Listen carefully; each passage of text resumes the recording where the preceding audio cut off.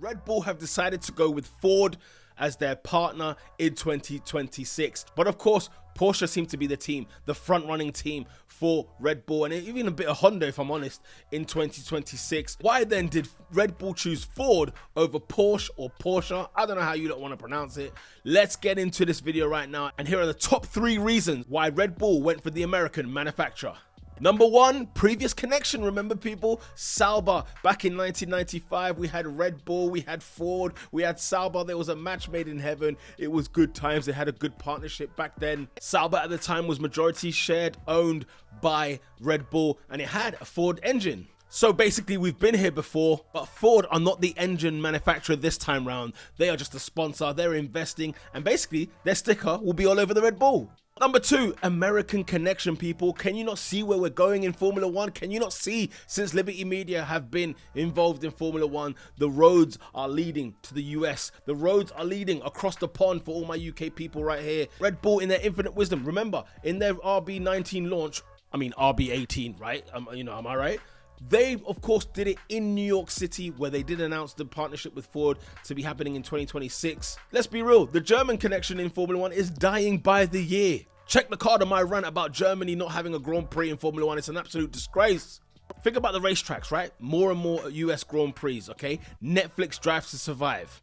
And of course, Liberty Media. We are catering to the American market. So it probably makes sense from Red Bull's perspective commercially that they would not join the German side and instead join the American side. Ford, happy to be here.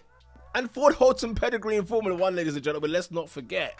Number 3, and this is probably the most important one, okay? Independency, total autonomy, okay? Red Bull want to be the leader of that team, regardless of what partnership they may have, no matter who the manufacturer is that's going to join the team. And Porsche wanted a 50% stake in this situation, more specifically in Red Bull's advanced technologies and powertrains, and wanted to sign a 10-year deal. Doesn't sound bad, right? Sounds like a great deal if you ask me. However, what this would mean is Porsche telling Red Bull how to run their Formula 1 car. And that smells a little bit iffy if you ask me. Red Bull, who've been in Formula 1 now for over a decade, have been winning championships, constructors championships. They know how to run a Formula 1 team. They know how to make a Formula 1 car. They know how to win championships. And on the other hand, Ford just want to invest in the power unit program only. Now, it doesn't mean to say they won't have any input or some sort of influence in terms of the Red Bull Formula 1 team. But what it does mean is that Helmut Marko, Christian Horner can have full reign over the Red Bull team. They will still be heavily involved, whereas if Porsche came in, it might mean them two having to step back just a little bit. And let's be honest, who wants to see Christian Horner and Helmut Marko stepping back? I mean, never mind. And imagine if Porsche bringing their own people, it could be a cluster. Lack of intervention from Ford is what is appealing to Red Bull. Red Bull can still be Red Bull Racing, can still be the team that we've gone to know and love and hate. But at least all reliance will revolve around Red Bull. They don't have to worry about Ford or worry about like Honda there, as they had in the past, and Renault in the past as well. It's going to be specifically Red Bull situation. Ford are going to be investing some dollar. And of course, this adds on for AlphaTauri as well. So AlphaTauri will get a slice of the pie as per usual. But this was right up Red Bull's street. It was a better offer for them to go with Ford. I agree it's a better offer as well to go with Ford over Porsche. Although, I still like to see Porsche in Formula 1. So question, is this a good move for Ford? Well, no responsibility if Red Bull fail, it's not on them. And they will benefit extremely if Red Bull do well. Commercially, financially, you name it, popularity, the lot. Is this a good move for Red Bull?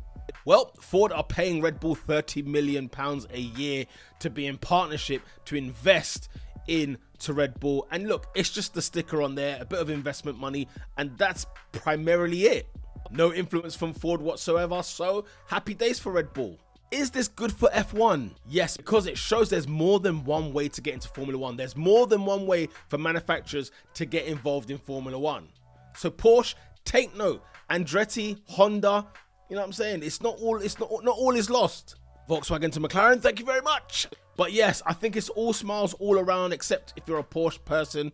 But it's not over for Porsche. Maybe they might come into the field a little bit in 2026. We might have a lot more manufacturers. The more, the merrier, of course. Let me know in the comment section below whether you think this is a good move. Should Red Bull have chosen Ford over Porsche? Would you have liked to see Porsche instead? Even given the arguments I've made for Ford. YouTube thinks you will like this video over here, or you can check out my latest video right over here. Thank you for joining me. You are in pole position. Until next time, lights out.